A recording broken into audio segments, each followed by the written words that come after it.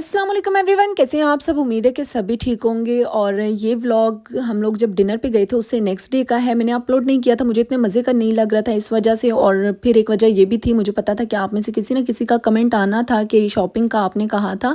तो फिर मैंने सोचा पहले शॉपिंग का अपलोड कर देती हूँ, देन मैं ये वाला अपलोड कर दूँगी। तो यहाँ पर मैं क्लिनजिंग कर रही थी, बड़े दिनों बाद मुझे ख्याल आया कि अब मैं स्किन केयर की जो है पक्की पक्की रूटीन बना लेती हूँ, क्योंकि मैंने बिल्कुल ये सब छोड़ दिया। पहले मैं कभी ना कभी तो किया करती थी। इससे पहले मैंने तकरीबन ना 1 डेढ़ मंथ किया था, तकरीबन आज से कोई 8-9 मंथ पहले। तब मुझे सारे कॉम्प्लीमेंट्स देते थे कि स्किन पे क्या लगा रही हैं, ग्लोइंग है, ये है, वो है, इतनी अच्छी स्किन, ये वो। यहाँ तक कि मेरी आपी और मम्मा वगैरह भी कह रहे थे।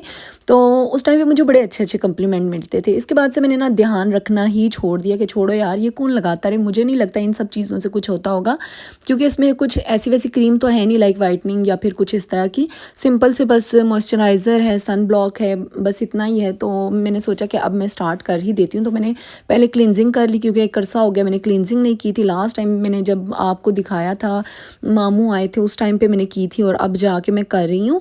तो मैंने आज जैसे ही क्लींजिंग की, फिर मैंने सन ब्लॉक यूज़ किया, क्योंकि ज़ाहिर सी बात है घर में खाना वगैरह भी बनाना होता है, चूल्हे वगैरह के आगे भी जाना पड़ता है। तो ये चीज़ लगाना मस्ट हो जाती है। अब मैंने सोचा कि मैं डेली की रूटीन में ये सब कुछ ऐड कर देती हूँ, ताकि फिर से स्किन जो है वो अच्छी हो जाए। और इसके बाद यार ये चीज़ें इतनी ज़्यादा होगी, मुझे समझ नहीं आती मैं कहाँ रखूँ। मेरी ड्रेसिंग में भी ना इन चीज़ों की जगह नहीं बनती, और मेरा पूरा ड्रेसिंग टेबल इतना मेसी हुआ हुआ है कि मैं आपको क्या बताऊँ। ये मेकअप तो फिर भी थोड़ा बहुत सेटल है, बट ड्रॉर्स का वो हाल है, मत पूछें। ज्वेलरी मेरे पास बॉक्सेस नहीं है, हर दफ़ा कहती हूँ लेके आऊँगी, याद ही नहीं रहते, और चीज़ें उठा के ले आती हूँ, ज्वेलरी बॉक्सेस छोड़ देती हूँ। और फिर जी जितने भी पैकेट्स में होते हैं वो सारे मैं पैकेट्स रख के मेरे ड्रॉर्स का सत्यानाश हुआ हुआ है। और जब मैंने सफाइयाँ वगैरह कर ली, ये सारा कुछ रख दिया, ड्रॉर्स तो अभी भी मैंने सेट नहीं किए। तो फिर मैंने सोचा कि चलो जी अब भी मैं खाना खा लेती हूँ। सुबह जो मिल्क शेक बनाया था उसका हाल तो आप लोगों ने देख लिया होगा। अच्छा खासा मैंने दूध डाल दिया और अच्छी खासी स्ट्रॉबेरीज डाल दी। ये नहीं सोचा कि जब इन लोगों ने ब्लेंड होना है तो फिर जी इन दोनों चीज़ों ने धमाका कर देना है। तो मेरी हर एक चीज़ गंदी हो गई थी। उसके बाद वो पीने का तो मुझे मज़ा नहीं आया, लेकिन सफाई का बहुत मज़ा आया। कसम से मेरा बुरा हाल हो गया था, एक एक चीज़ मुझे साफ़ करनी पड़ी। सिर्फ ये जूसर का स्विच रह गया, बाकी मैंने सारा कुछ नीट एंड क्लीन कर दिया था। और इसके बाद फिर मैंने सोचा कि चलिए, यहाँ पे तकरीबन 2 ढाई का टाइम था, तो मिल्क शेक ही पिया हुआ था 12 बजे। फिर मैंने सोचा कि चलिए, ये जो खाना बचा हुआ हम लेके आए थे, जो हमने पैक करवाया था, वही खाते हैं। तो दिन के टाइम वो खा लिया। और इसके बाद जी मैंने चाय आजकल शाम में बिल्कुल छोड़ी हुई है। या तो मैं सुबह की पीती हूँ और रात में कभी कभार, या फिर रात में दूध पी लेती हूँ। तो शाम के टाइम फ्रूट ले रही हूँ, क्योंकि फ्रूट मैं बिल्कुल नहीं खाती, फिर मेरा दिल ही नहीं करता। मेरी बस इतना से कि सुबह खा लो, दिन को खा लो, दिन को अगर नहीं खाया तो शाम में चाय के साथ खा लो, और रात का खाना खा लो। तो इस वजह से मैंने ना चाय स्किप कर दी है, ताकि मैं फ्रूट्स वगैरह ले सकूं। और फिर मैंने सोचा कि मैं इतनी वेली बैठी हूँ, तो चलो आज ना मैं फ्रिज क्लीन कर देती हूँ। इतना कोई गंदा नहीं था, लेकिन जाहिर सी बात है, गोश्त वगैरह, चिकन वगैरह, कीमा वगैरह पड़ा हुआ होता है, तो उसका जब मैं वॉश कर देती हूँ उसके बाद पानी जो है निकालती हूँ, लेकिन फिर भी अक्सर थोड़ा बहुत रह जाता है। तो वो उसके शेल्फ्स जो है ना फ्रिज के, वो गंदे हुए हुए थे। मैंने कहा चलो ये साफ़ कर देती हूँ, और नीचे वाला तो मैं साथ साथ करती ही रहती हूँ। तो बस ये तकरीबन मेरा पूरे का पूरा क्लीन हो गया था। फिर मैंने सोचा मैंने फ्रिज इतना क्लीन कर ही दिए, तो डिस्पेंसर भी कर देती हूँ। फिर मैंने जल्दी जल्दी डिस्पेंसर कर दिया। डिस्पेंसर जो वो डेली बेस पे ही हो जाता है, हर दूसरे तीसरे दिन मैं कर ही देती हूँ, बट फिर भी मैंने सोचा कि आज मैं अच्छे तरीके से एक दफ़ा फिर कर देती हूँ। वो किया। फिर इसके बाद जी ये बलाई कहते हैं या मलाई कहते हैं, जो भी आप कहते हैं, वो मैंने रख दी थी। जब मैं फ्रिज साफ़ कर रही थी उस टाइम पे गर्म पानी में टिफ़िन समेत रख दी थी, ताकि ज़ाया भी ना हो और ईज़िली टिफ़िन से निकल जाए। फिर मैंने उसी टाइम ना नीम गर्म थोड़ा सा दूध लिया, उसमें 1 चम्मच मैंने दही ऐड किया, और इसमें बलाई में ऐड करके आधे घंटे के लिए, पौने घंटे के लिए रख दिया था। अब ये वाला स्टेप आपकी मर्ज़ी करें या ना करें, बट मैंने कर लिया था। लास्ट टाइम तो जब मैं ये बनाने लगी थी, तो उस टाइम मेरे से ना ये मक्खन ही, मतलब मैंने इसमें पानी शानी सब कुछ कर दिया था, और मेरे इस जूसर ने मुझे धोखा दे दिया। ये उसी टाइम ख़राब हो गया, या फिर ये कह लें कि मैंने जो बलाई है ये बहुत ज़्यादा डाल दी थी, और जो मेरा ब्लेंडर है वो बेचारा मेरी तरह कमज़ोर सा, उससे बर्दाश्त नहीं हुआ, तो वो वहीं पे हिम्मत हार गया। शुक्र है अंतिम संस्कार इसका नहीं हुआ, लेकिन ठीक हो गया था फिर से। और इसके बाद जी यहाँ पे मैंने इसको मलाई को डाला या बलाई को डाला, और एक बार स्टार्ट किया, फिर रोका, फिर मतलब स्टार्ट किया जूसर, फिर रोका, फिर किया, 3-4 दफ़ा ना, मतलब ऑन एंड ऑफ मैं करती गई, स्टार्ट और ऑफ। तो इसके बाद फिर मैंने इसमें नीम गर्म पानी डाला। एक तो मुझे ये समझ नहीं आती कि ये ठंडा मौसम है, गर्म मौसम है, क्योंकि मेरा वो हिसाब है, मैं थोड़ी देर के लिए ब्लैंकेट कह लें या फिर रज़ाई कह लें, जो भी चीज़ होती है वो डालती हूँ, फिर मुझे गर्मी लगती है, फिर मैं हटा देती हूँ, फिर मुझे सर्दी लगती है तो फिर डालती हूँ। मैं सोच रही थी कि इसमें मैं ठंडा पानी डालूँ या गर्म डालूँ, तो मैंने फिर नीम गर्म ही डाल दिया कि मुझे नहीं समझ आ रही कि सर्दी का मौसम है या गर्मी का। तो खैर यहाँ पे फिर मैंने इसमें नीम गर्म पानी ऐड किया और फिर इसको मैंने ऑन ऑफ करती रही, और अब इसके बाद मैं इसको लगातार जो है वो चला दूँगी।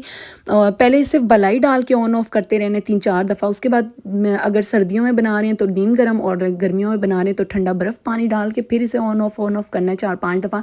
उसके बाद आप इसको लगातार चला दें। तो देखिए अब ये मेरा इतना मक्खन निकल आया था, इसको मैंने सेपरेट कर दिया था। अभी मैंने इसको जो दरमियाना पानी होता है वो एक गोला गोला सा बना के ना उसमें से निकालते हैं, अभी वो मैंने नहीं किया था। मैंने कहा सबसे एंड पे ना लास्ट स्टेप करूँगी ताकि एक दफ़ा ही हाथ गंदे हों। तो यहाँ पे देखिए मेरा तकरीबन सारा मक्खन निकल आया था, अच्छा खासा मक्खन था। अब मुझे यहाँ पे समझ नहीं आ रही थी, यहाँ पे ना मैंने इन पानियों में से मतलब ऐसे ऐसे निकाल लिया था गोले बना के, ऐसे ऐसे आपको कह रही हूँ जैसे आपको समझ आ जाएगी, खैर आ ही जाएगी, समझदार लगते हैं आप लोग मुझे। और इसके बाद फिर मुझे समझ नहीं आ रही थी कि इसका देसी घी निकालूं या फिर मक्खन ही निकला रहे। वैसे तो देसी घी बाहर से ही आता है मेरा, लेकिन मैंने इस दफ़ा सोचा कि चलो घर में बना के ट्राई करती हूँ, चेक तो करें कि बाहर वाली क्या चीज़ है और घर वाली क्या है। तो अभी यहाँ पर मैं मक्खन बना रही थी और ये मेल्ट हो रहा था, तो बार बार देगची से बाहर आने की कोशिश करता। मैंने कहा ना बाबा अंदर ही रहे, बार बार मुझसे क्लीनिंग नहीं होती। पहले स्ट्रॉबेरी शेक ने हाल बेहाल मेरा कर दिया था, फिर फ्रिज वगैरह और ये सब कुछ। तो यहाँ पे मक्खन मुझे समझ नहीं आ रहा था कि ये घी निकलेगा या नहीं निकलेगा। फिर मैंने इसमें आटा ऐड किया ताकि मतलब ये ख़राब ना हो अगर मैं यूज़ करूँ या ना करूँ। और यहाँ पे मुझे समझ नहीं आ रहा था कि ये घी है कि क्या निकल रहा है, मैं परेशान हो गई थी। और यहाँ मैं कहूँ या अल्लाह जी, अब मैंने इतनी मेहनत की है तो घी निकले, कुछ और ना हो जाए। बट जब तक वो मैं ठंडा कर रही थी कि चलो अब इस टाइम पर ठंडा हो फिर आगे मैं देखती हूँ। तो यहाँ पर तब तक मैंने ना फ्रिज में सब्जियाँ जब मैंने बलाई रखी थी ना दूध और दही डाल के, तब मैंने सब्जियाँ वॉश कर दी थी। तो अब मैंने सोचा कि मैं सारा फ्रिज जो है सेट कर देती हूँ इस तरह से, और इसके बाद ना चलते हैं फिर से घी की तरफ। तो देखिए फ्रिज मुझे ना कितना अच्छा साफ़ सुथरा लग रहा है, लेकिन फिर भी इसके बाद जब मैं कोई चीज़ निकालूंगी तो नीचे निशान पड़ा हुआ होगा, मुझे बहुत गुस्सा आता है। खैर इसके बाद यहाँ से मैंने जो घी है वो छान लिया था, और यकीन माने बाहर वाले घी की और इस घी की खुशबू ही अलग थी, उसकी बिल्कुल अलग होती है। लगता ही नहीं है कि उसमें मतलब एक ख़ास जो खुशबू है वो नहीं होती, उससे अच्छी खुशबू तो जो हम डालडा घी नॉर्मली लेके आते हैं उसकी होती है।